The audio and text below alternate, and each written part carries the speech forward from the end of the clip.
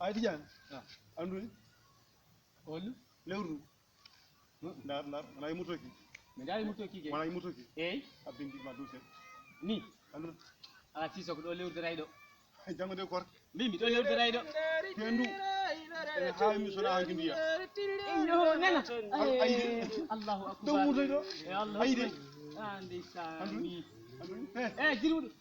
ko woni ko majiran sa badan asel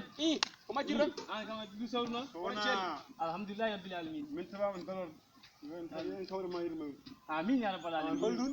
lewru mana kor lewru ko ni ndar do mutoy do ko woni anduni do dol ton neni wallahi Allah mo seedi Allah hokku men taw dol ton jabda an ko gamin dima lewru ga lewru ala mi wada himdo ndar lewru sinno jango ko julde oɗon lemo lewru mi wallon lemade kono jango korka jiyo lewru kollo mi yani an kam o ko neddo wallahi mi yani mi seedaki no min bimi lewru ke wona gandu woni ko gandu ani ay kor wona on jino non a yindo an min jike wallahi korka waddimo non dido an non mi mo yani o korka waddaki mi taw ayi ay mi yani ayi jiru mi yona kam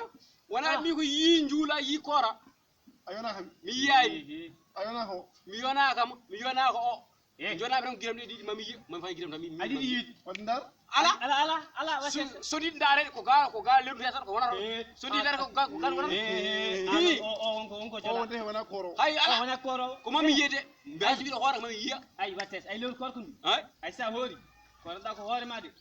tede o ka jiddi di wattini mo mi yoni arda abe jirude an kam an joni hala min tan a jodi waɗɗimi min waɗani mo ati ɓawi hoorde soɗon jiiɗi kawrel so tawi ko ñande ganduɗa hoorema janggo ko julde oɗon daara lewru men wollon darde kono janggo ko korka mi dara wollon darde ay ko tawta hen ay o tabine ko o fiɓani hoorde la ilaha illallah wonde moɗo jiida wallahi mor wallahi ya minen no mari kor ñaaƴata ɗo koye te mari jeygema horo jahannama walla